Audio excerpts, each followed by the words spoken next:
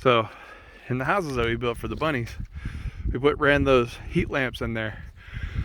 Since the electricity's been out all night and all day, looks like they're doing all right. No snow or ice inside there, so I guess thing's doing its job. And they seem like they're doing okay.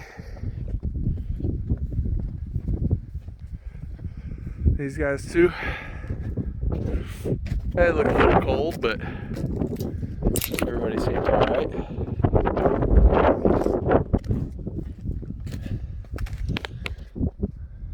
Same thing in there.